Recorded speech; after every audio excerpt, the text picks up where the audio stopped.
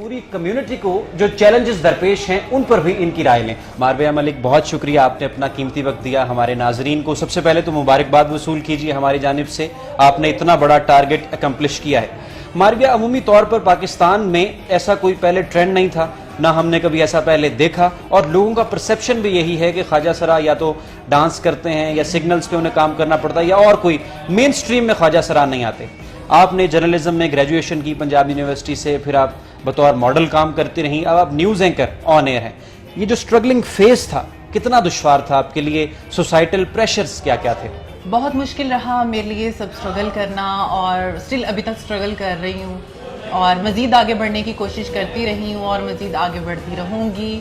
جب ایک بچے کو گھر میں ہی ایکسیپٹنس نہیں دی جانی، سوسائٹی میں ایکسیپٹنس نہیں دی جانی، اپرچونیٹیز نہیں دی جانی، تو وہ ظاہر سی بات ہے اس نے سڑکوں پہ مانگنا ہے یا ناچنا ہے یا پھر پروسٹیٹیوشن کرنی ہے. بالکل. تو ظاہر سی بات ہے میں یہ سب کچھ نہیں تھی کرنا چاہتی.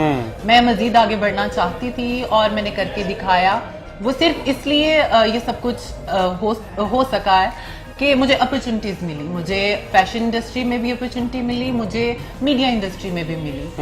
تو بیسکلی یہ اگر دیکھا جائے ہماری سوسائٹی میں بہت بڑا میسج ہے کہ اگر مجھے اپرچونٹیز مل سکتی ہیں میں آگے بڑھ سکتی ہوں اور ایک ہسٹری کریٹ کر سکتی ہوں فیشن انڈسٹری میں بھی اور میڈیا انڈسٹری میں بھی.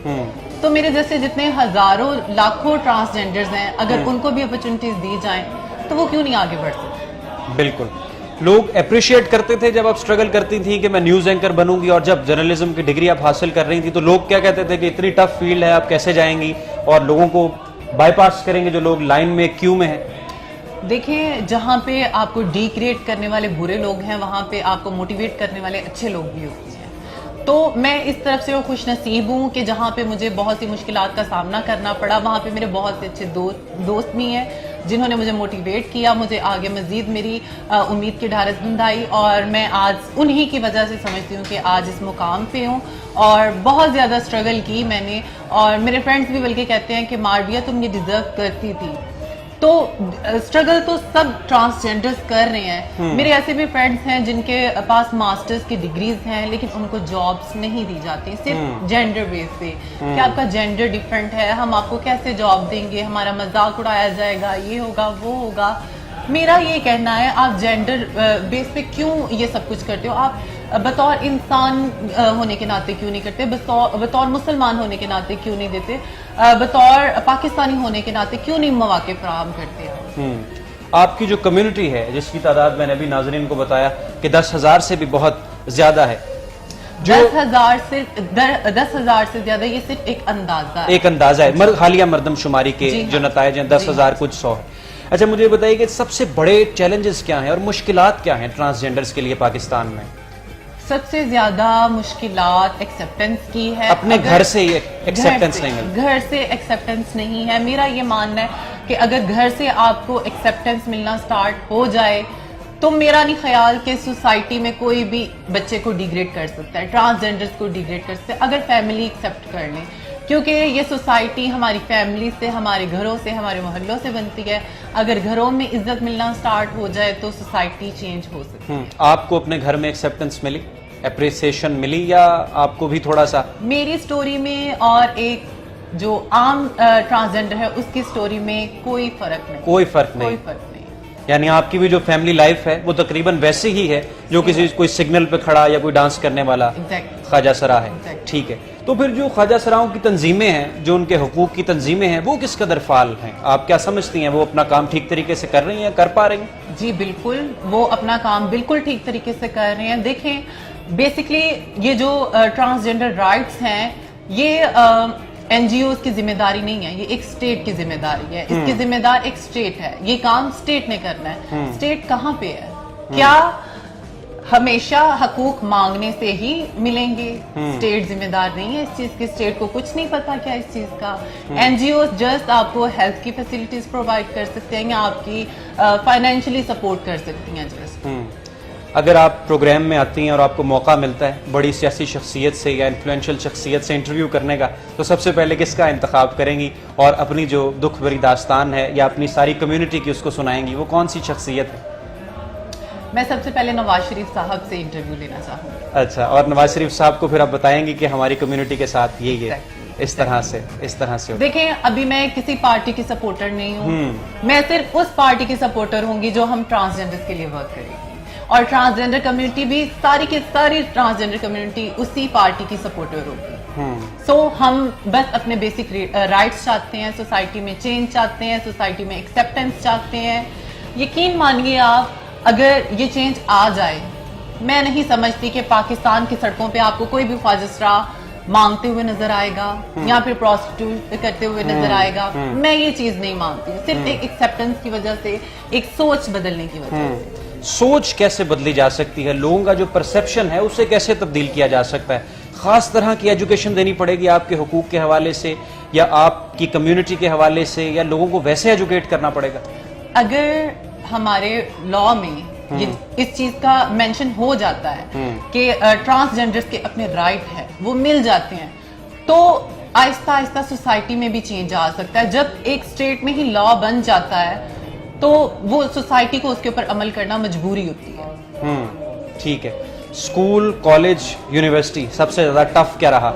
चूंकि आप एक एक्टिव, मैं अज्यूम कर सकता हूँ, और नाजरीन भी कि आप यहाँ तक पहुंची हैं इस एज में, तो आप एक एक्टिव स्टूडेंट होंगी स्कूल, कॉलेज और यूनिवर्सिटी में भी, तो सबसे ज्यादा टफ, या लोगों से बातें सुननी जब पड़ी, या लोगों से जो डिग्रेडेशन, आप कोई लोगों ने कुछ डिग्रेड किया होगा, कुछ ऐसी बातें कही होंगी जो हैरेसमेंट के जुमरे में आती हैं, वो कहाँ पर ज्यादा है? मेरा आंसर थोड़ा सा डिफरेंट होगा। मुझे ना स्कूल में मुश्किल पेश आई, ना अच्छा। कॉलेज में, ना यूनिवर्सिटी में। अच्छा, मुझे घर में मुश्किल पेश आई। हाँ। अब घर वालों का बिहेवियर कैसा है आपके साथ? सेम वैसा जैसा पहले था। एक्सेप्टेंस पहले भी नहीं थी, अब भी नहीं। अब भी नहीं है एक्सेप्टेंस? अब भी नहीं है। तो अब वो खुश नहीं हुए कि उन्होंने आपका नाम रोशन किया? मेरा कोई कनेक्शन नहीं है उनके साथ फिलहाल, बट मुझे नहीं उम्मीद, जितना मतलब मुझे उनकी तरफ से मिल चुका हुआ है सब कुछ, मुझे नहीं लगता कि उनके रवैये चेंज हो सकते हैं। हाँ, उनके रवैये चेंज हो सकते हैं। यही चीज को तो बदलने के लिए मैं निकली हूँ कि खुदारा पेरेंट्स को ये इल्तिजा करती हूँ मैं कि अपने बच्चों को समझो, अपने बच्चों का साथ दो, उन्हें अपनाओ, चाहे वो जैसे भी हैं, जो भी हैं, उनको अपनाओ, उनको घरों से बाहर ना निकालो। जब आप घरों से बाहर निकालोगे, ये दुनिया जीने नहीं देती। उनको अपना गुजारा करने के लिए बहुत से गलत कामों में पड़ना पड़ता है, बहुत से गलत कामों में।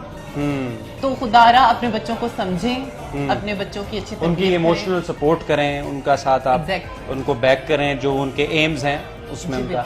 अच्छा, आखिरी सवाल हमारे नाजरीन जो कि जानना चाहते हैं, अब आपका आगे का क्या प्लान है, क्या करना चाहती हैं अपनी कम्युनिटी के लिए?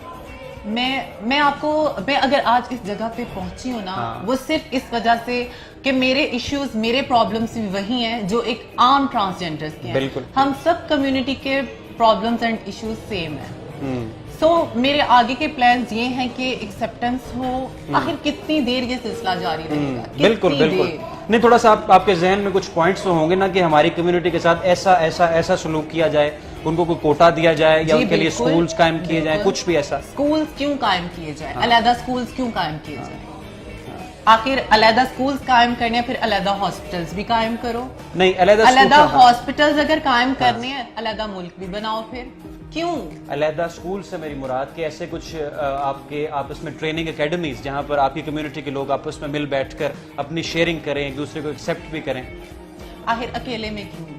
अगर कम्युनिटी के साथ आम लोग भी मिल जाएं, उनको भी समझने का मजीद मौका मिलेगा, उन्हें भी मजीद समझने की सारी चीजें मिलेंगी, बहुत कुछ सीखने को मिलेगा, उनको भी फर्क का पता चलेगा। हमने जिन लोगों को अछूत समझा था, वो कितने अंदर से कितने ज्यादा मासूम हैं, पोलाइट है और कितने अच्छे। बहुत शुक्रिया।